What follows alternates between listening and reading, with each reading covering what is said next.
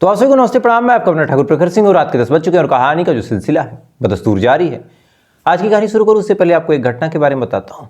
और ये घटना आमतौर पे लोगों ने हंसी मजाक में ले लिया, कॉमेडी के तौर पे ले लिया, लेकिन सवाल इसमें बहुत बड़ा है।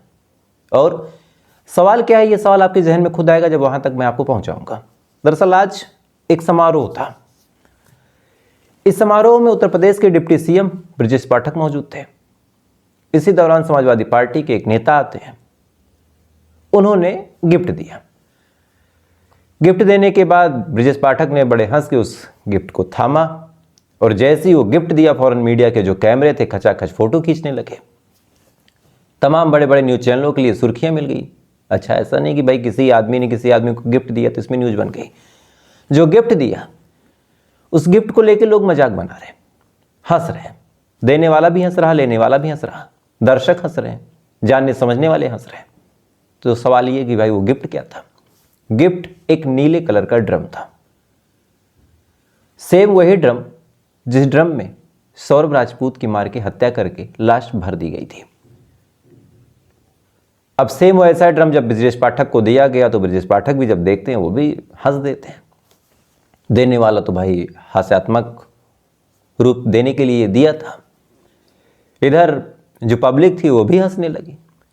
लेकिन आप सोच के देखिए कि हमारे देश की पॉलिटिशियन है, एक सत्ता में है, एक अपोजिशन में है। एक ऐसी घटना जिसने पूरे देश को झकझोर के रख दिया था, जहां पुरुषों के हक और हुकूक की बात हो रही थी, जहां यह सवाल उठाया जा रहा था कि इस देश में पुरुष सुरक्षित हैं या नहीं, उनके लिए कैसा कानून बनेगा, उनके लिए क्या व्यवस्थाएं होंगी, क्या कुछ हो सकता है, उनको इंसाफ कैसे मिलेगा, सौरभ राजपूत को इंसाफ कैसे मिलेगा, मुस्कान को कौन सी सजा मिलेगी। लोग भावुक थे, मर्द समाज पूरा डरा हुआ था। लेकिन जिनके कंधों पे ये जिम्मेदारी थी कि कोई ठोस कानून बनाया जाए, जो इस केस में या फिर इसके जैसे मिलते जुलते केस में कुछ कर सकते थे, आज उस केस को लेके कॉमेडी कर रहे हैं, सत्ता वाले भी विपक्ष वाले भी। और हम ऐसे लोगों से उम्मीदें रखते हैं कि ये लोग हमारे लिए कुछ करेंगे। अच्छा, करेंगे नहीं करेंगे वो तो बात की बात, हम इनके लिए लड़ते हैं, इनके लिए परेशान होते हैं। कोई इनको बुरा कह दे तो हम ऑफेंड हो जाते हैं, इधर वाले उधर वाले। सोशल मीडिया पे 1-2 घंटे हम इनकी बातों को सुनने में गुजार देते हैं और इनका रिजल्ट क्या है कि सौरभ मर्डर केस के बाद मुस्कान राजपूत ने या फिर मुस्कान रस्तोगी, जो भी आप सरनेम लगा लें, जिस ड्रम में सौरभ की लाश रखी थी सेम वही ड्रम दिया गया और मजाक बनाया गया। तो हमारे देश की एक बड़ी अजीब छवि और इस पर लोग हंस रहे हैं। मुझे लगा इस वीडियो के माध्यम से आपको ये बात जरूर बताई जाए ताकि आप भी समझ लें कि हम इनके लिए बोलते हैं और वो हमारे लिए क्या सोचते हैं और इनकी नज़र में हमारी ज़िंदगियों की क्या कीमत है। खैर, अब बढ़ते हैं आज की कहानी के ऊपर। आज की कहानी वास्तव में बड़ी हैरान करने वाली कहानी है। आमतौर पे नए नए लोगों को जब फ़ोन मिलता है, नई नई चीज़ें, new generation, old generation, Gen Z generation, 90s generation, इन तमाम जनरेशनों का कैसा क्लैश हो रहा, इसके बारे में ये कहानी आपको बहुत कुछ बताएगी। कहानी उत्तर प्रदेश की है। उत्तर प्रदेश में एक जगह लगती है मुजफ्फरपुर, काफ़ी मशहूर है। कहानी इसी मुजफ्फरपुर के मिठुनपुरा की है। बात 2 महीने पहले की है। दरअसल इसी मिठुनपुरा में एक जगह लगती है माली घाट, और इसी माली घाट में एक फैमिली रहा करती थी। फैमिली में टोटल 4 लोग। एक शख्स जो घर के मुखिया थे, बुजुर्ग थे, इनका नाम था कौशल किशोर गुप्ता। इनका एक बेटा सुमन सौरभ गुप्ता, बहू और एक पोती, उम्र बमुश्किल 15-16 साल। 4 लोगों का परिवार ठीक ठाक तरीके से रहा करता था। जो दादी थी उनकी डेथ हो गई थी, लेकिन फिर भी पूरा परिवार अपने घर के बुजुर्ग यानी कौशल किशोर गुप्ता का ध्यान रखता। 76 साल की लगभग इनकी उम्र थी। तमाम चीज़ें बिल्कुल बढ़िया चल रही थी, न परिवार में कभी कोई लड़ाई, न कभी कोई झगड़ा। बिटिया पढ़ने जाती, घर परिवार के लोग जिम्मेदारियां उठाते, बुजुर्ग पूरे घर को गाइड करते, मॉनिटर करते। ये तमाम चीज़ें कई सालों से बिल्कुल ठीक ठाक चल रही थी। हर रोज़ ये सुबह उठते थे, उठने के बाद सबसे पहले दादाजी से बातचीत करते थे, चाय वगैरह देते थे। सुमन सौरभ की आदत बड़ी अच्छी थी कि सबसे पहले सुबह उठ के अपने पिता यानी कौशल किशोर के पास आते थे। ऐसे ही 14 तारीख की बात है, 14 जनवरी यानी मकर संक्रांति के दिन। 14 जनवरी साल 2025 को सुमन सौरभ अपने कमरे से सुबह सुबह निकलते हैं। निकलने के बाद अपने दादा यानी अपने पिता के पास जाते हैं। हल्का हल्का अंधेरा था, बल्ब जलाते हैं और जैसे ही बल्ब जलाते हैं उनकी आंखों के सामने जो कुछ मंजर था, उस मंजर को देखने के बाद सुमन सौरभ दहल जाते हैं, चक्कर आने लगता है, बदहवास चीख पड़ते हैं। जैसे उनकी चीख उनकी पत्नी सुनती है, सुनने के बाद वो भी भाग के आती है। आने के बाद वो भी जब देखती है वो भी परेशान, चीख पड़ती है। दोनों एक दूसरे को देख के बस यही बोलते हैं कि ये क्या हो गया। इनकी चीख पुकार आसपास के तमाम लोग सुनते हैं, वो भी भाग के आते हैं। आने के बाद उन्होंने जब देखा वो भी दहल गए। दरअसल बिस्तर के बगल जो कौसर किशोर गुप्ता यानी 76 साल के बुजुर्ग थे, जमीन पे लेटे थे, गिरे पड़े थे, शरीर में जगह जगह चोट के निशान थे, आंखें ऊपर खुली हुई थी, पूरे शरीर से जिस्म से खून निकल के शायद खत्म हो चुका था, पूरा फर्श खून से लाल था। अब ये तमाम चीज जब आसपास के लोग देखते हैं, इधर इनका बेटा देखता है, तमाम लोग डर जाते हैं, सहम जाते हैं। इसी बीच किसी ने पुलिस को इत्तला किया। पुलिस भी जब ये बात सुनती है, सुनने के बाद भाग के आती है। आने के बाद वो भी देखती है तो एक 76 साल के आदमी का कत्ल हो चुका था। फौरन फॉरेंसिक की टीम बुलाती है, पूरे कमरे को सील करती है। सील करने के बाद अब जांच पड़ताल शुरू करती है।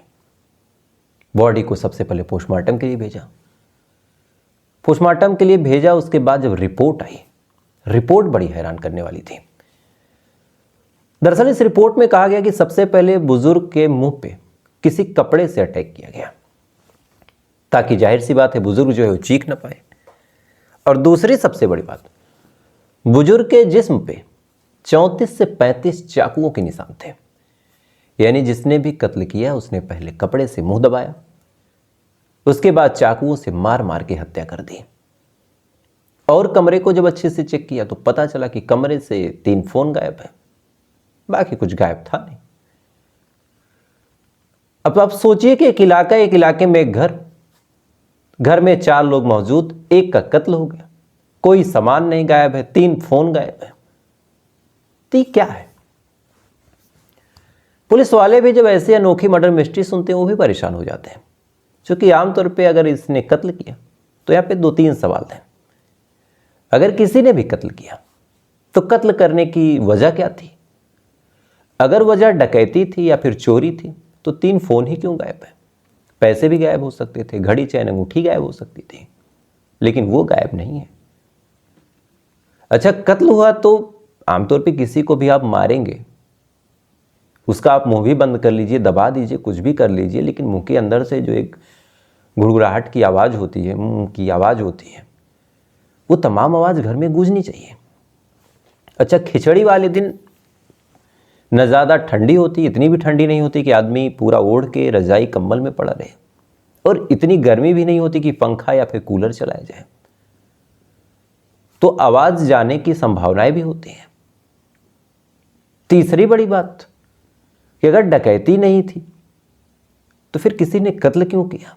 और 30 से 35 चाकुओं के वार, चाहता तो गला भी काट सकता था, ये कैसे?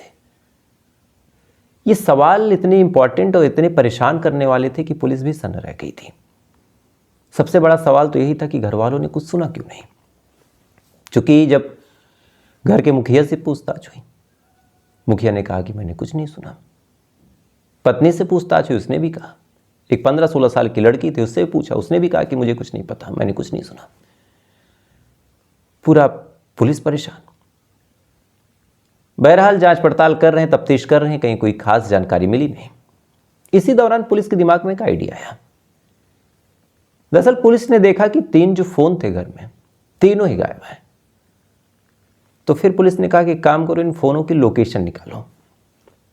इसके बाद पुलिस की जो टीम है, सर्विलांस टीम, उसने इन नंबरों को सर्विलांस पे लगा दिया। और नंबरों को जब सर्विलांस पे लगाया तब नंबरों की लोकेशन मिली। लोकेशन कुढ़नी नामक जगह पे मिली। फौरन पुलिस की टीम कुढ़नी जाती है और नंबरों को ट्रैक करना शुरू करती है।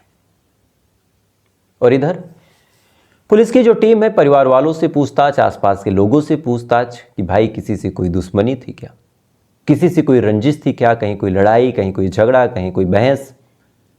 परिवार वाले हर बार एक जवाब कि नहीं साहब, किसी से कोई लड़ाई नहीं, नहीं साहब किसी से कोई झगड़ा नहीं, कोई लफड़ा नहीं। सगे संबंधियों से पूछा, उन्होंने भी कुछ नहीं बताया। इधर एक चीज पुलिस वालों को भी अखर रही थी कि भाई परिवार वालों ने कुछ सुना क्यों नहीं। तो कहीं ना कहीं पुलिस की शक की जो सुई थी वो परिवार वालों पे अभी अटक गई कि कहीं किसी प्रॉपर्टी के चक्कर में या फिर किसी जमीन जायदाद के चक्कर में इन्होंने तो नहीं मार दिया। तो पुलिस वाले पैरेलली काम कर रहे थे। एक तो जो फोन था उसका लास्ट लोकेशन कुढ़नी में मिला तीनों, तो शक की सुई कुढ़नी तक गई। लेकिन परिवार के किसी सदस्य ने कुछ नहीं सुना, तो शक की जो सुई है परिवार तक भी आई। तो पुलिस वाले दोहरे मापदंड पे जांच पड़ताल कर रहे हैं, कभी इधर कभी उधर। परिवार वालों को भी उठा उठा के अच्छे से टटोला, कभी बेटे को कभी बहू को। बच्ची तो नाबालिग ही थी, बिटिया थी छोटी सी, उससे क्या पूछताछ। बहरहाल जांच पड़ताल हो रही, तफ्तीश हो रही, लेकिन परिवार वालों ने भी कोई ऐसी बात, कोई ऐसा जवाब या फिर कोई भी शब्द ऐसा नहीं बोला कि उनके ऊपर भी शक गहरा सके। इधर फोन की लोकेशन मिल नहीं रही, अब पुलिस वाले क्या करें। इसी दौरान पुलिस को एक और आइडिया आया। पुलिस वालों ने जब देखा कि परिवार में किसी को कुछ पता नहीं या फिर कुछ बताना नहीं चाह रहे, उन्होंने कहा एक काम करो, परिवार वालों की कॉल डिटेल खंगालो और देखो रात में किसका क्या उस दिन एक्टिविटी थी, मूवमेंट था।